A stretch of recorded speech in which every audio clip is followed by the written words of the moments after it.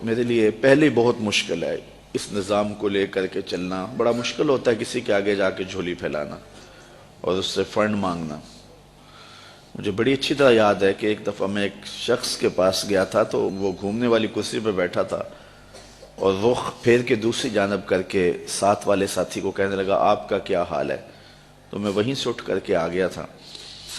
تو میں نے اپنے طلباء سے کہا تھا کہ بھوک کاٹ لو گے لیکن میں دوبارہ کسی کے پاس کسی کے گھر میں جا کے نہیں مانگنا ہے. ہم اتنے پریشان تھے کہ حال دل سوزاں ان سے بھی کہا کہ جو غم گسار نہ تھے. خیر میں نے ایک بات اس کو ضرور کہی تھی. میں نے اس کو یہ کہا تھا کہ میں اللہ کے فضل سے اپنی ذات کے لیے ایک پائی کا بھی روادار نہیں ہوں. یہ سوکھا کام نہیں ہے, بڑا مشکل کام ہے. میں اس پورے مجمع میں کہہ رہا ہوں, پوری دنیا میں کہتا ہوں کہ کوئی ایک شخص بھی اٹھ کر کے میرا طلب کرنا تو دور کی بات ہے, میرے رویے کا لالچ بھی بتا دے تو میں دین کا کام کرنا چھوڑ دوں گا. میرے رویے کا لالچ بھی کوئی بتائے, یہ چھوٹی بات نہیں ہے, بہت بڑی بات ہے. میرے والد گرامی نے مجھے جو وصیت کی تھی وہ یہ تھی کہ بیٹے دین کو کاروبار نہیں بنانا. اگر شوق آ جائے دولت جمع کرنے کا, اگر یہ طلب دل میں جاگ جائے تو پھر کاروبار ہی کر لینا. آپ کو اللہ نے ہاتھ پاؤں دیے ہیں, کوئی کاروبار کر لینا, دکان پہ بیٹھ کے رزق کما لینا.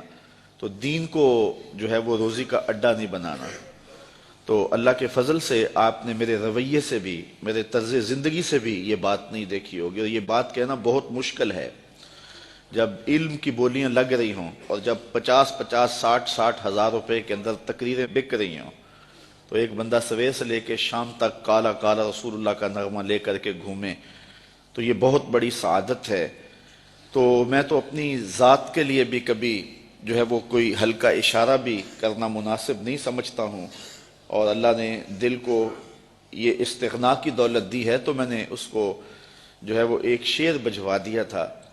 میں نے کہا میں بڑا غیرت مند شخص ہوں اور خوددار آدمی ہوں, لیکن میں ان بچوں کے لیے جھولی پھیلانے کے لیے آپ کے پاس آیا تھا.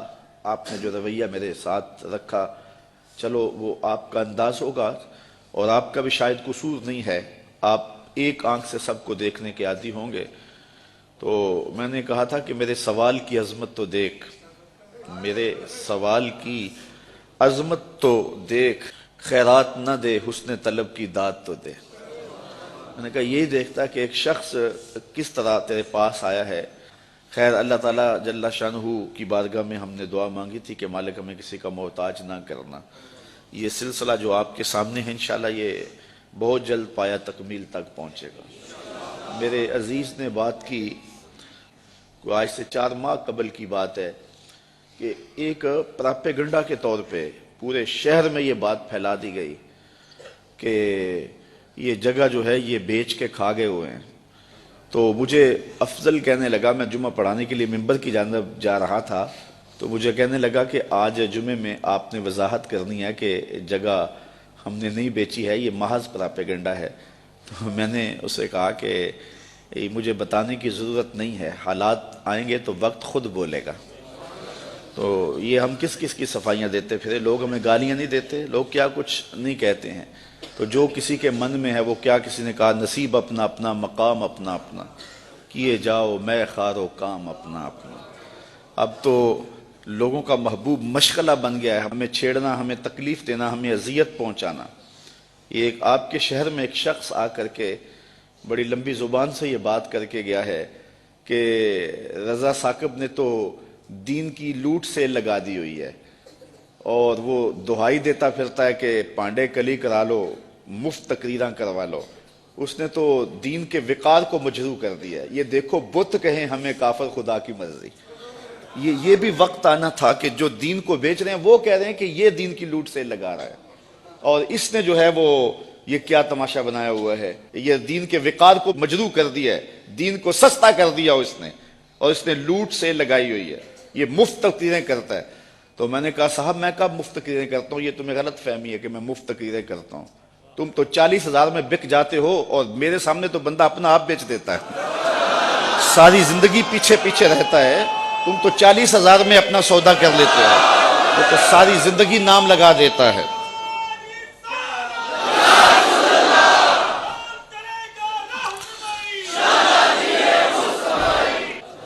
میں نے کہا تم تو 40,000 میں بکتے ہو لیکن لوگ جانے بھی دے دیتے ہیں اور کہتے ہیں یہ ابھی بیانہ ہے، ابھی قیمت تو باقی ہے۔ تو میں نے کہا کون کہتا ہے کہ ہم مفت تقریریں کرتے ہیں؟ یہ سازش ہے کہ ہم مفت تقریریں کرتے ہیں۔ لوگ تو اپنی جان بھی وارنے کے لیے تیار ہیں۔ یہ رات بھی لوگ موجود تھے، عصر کے بعد بھی تھے، سحری کے دم بھی تھے۔ اس وقت آج بھی ابھی تک بیٹھے کون آتا ہے؟ کس کے پاس وقت ہے؟ کیا عمرے کے ٹکٹ رکھے جاتے ہیں کہ لوگ جمع ہو جائیں، کیسی کیسی سریلے آوازیں لگائی جاتی ہیں لوگ جمع ہوں؟ یہ میرے پاس کیا ہے؟ لفظ بھی ٹوٹے ہوئے، لہجہ بھی سلامت نہیں ہے، لیکن یہ طلبہ ہیں تو کھچے چلے آ رہے ہیں، کہاں کہاں سے آ رہے ہیں، محبت کرنے والے ہیں کہ سب کچھ نچھاور کر رہے ہیں۔ جو شخص آگے سے جواب نہ دے تو لوگ سمجھتے ہیں کہ اسی کو مارو اور اسی کی تذلیل کرو۔ اور دوسری بات یہ ہے کہ جب کام ہوتا ہے تو مخالفت بھی ہوتی ہے۔ یہ 108 بچے فارغ ہو رہے ہیں، اصل مخالفت تو اب شروع ہوگی۔ تو مجھے ایک صاحب ذمہ دار ہیں، بزرگ ہیں، تو وہ کہنے لگے کہ کچھ لوگوں کے کنایتم جو ہے وہ ذکر کرنے کے بعد کہ یہ سارے لوگ آپ کی مخالفت کرتے ہیں، آپ کا مقابلہ کر رہے ہیں۔ تو میں نے بڑے حیرت سے کہا میرا مقابلہ تو نہیں کر رہے۔ کہنے لگے نہیں تم بولے آدمی، تمہیں نہیں پتا، یہ تمہارا مقابلہ کر رہے ہیں۔ میں نے کہا صاحب میرا مقابلہ نہیں کر رہے۔ کہنے لگے نہیں تمہیں نہیں پتا، یہ تمہارا مقابلہ کر رہے ہیں، اور کھلے اور کچھ باتیں انہوں نے سنانی چاہیے۔ میں نے کہا کیسے مقابلہ کرتے ہیں؟ میں ایک مہینے میں 70 درس دیتا ہوں، اگر یہ 71 دے تو مقابلہ ہونا۔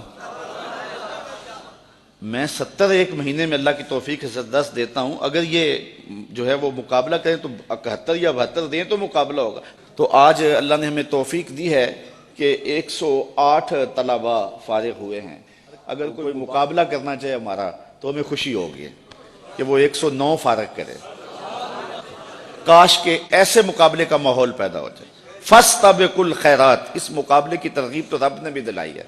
نیکی کے کاموں میں ایک دوسرے سے آگے بڑھنے کی کوشش کرو۔ کاش کہ اس طرح کے مقابلے کا ماحول پیدا ہو جائے تو یہ ہمارے لیے